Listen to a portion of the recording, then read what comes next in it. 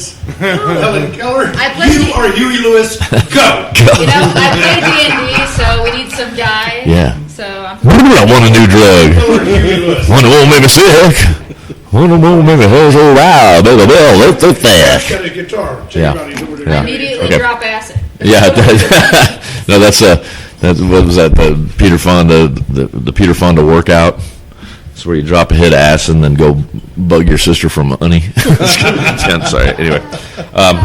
Okay. You know, Thank- wait a second. You know, a good segue into Jeff might be some Neil Young inspired stuff because I know that I've been here for late night. Oh, when we after did hours. Neil and the Neils. Yeah, it gets pretty stupid. That's called drunk singing right there because anybody can go like this. That's pretty good. Is that on? Is that Yeah, on? it's Okay. on. Okay, good.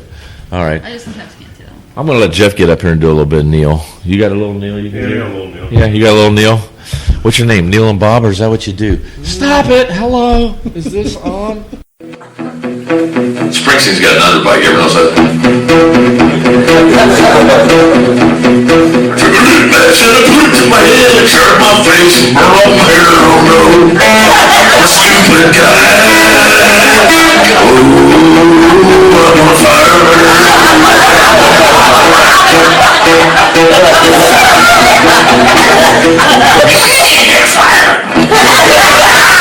You never see Beavis and Springsteen in the same place, do you?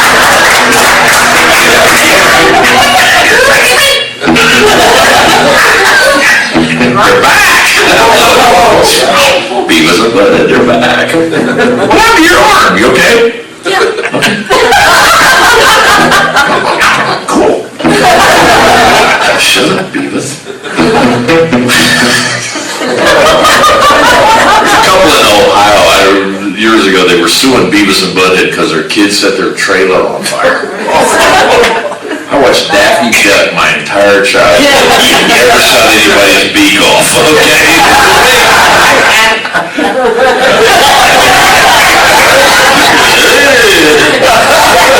You know what I'm talking about. K-Tel proudly presents Mr. Bob Dylan singing your favorite greatest hit.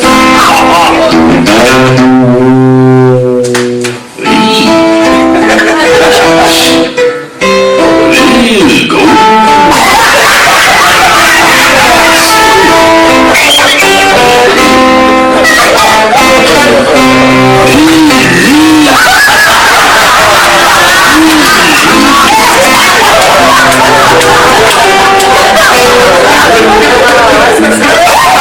Hello, I'm Tom Bodett from Motel 6.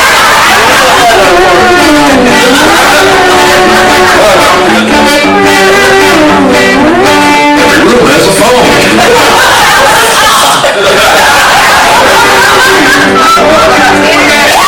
Finger. You can leave that light on.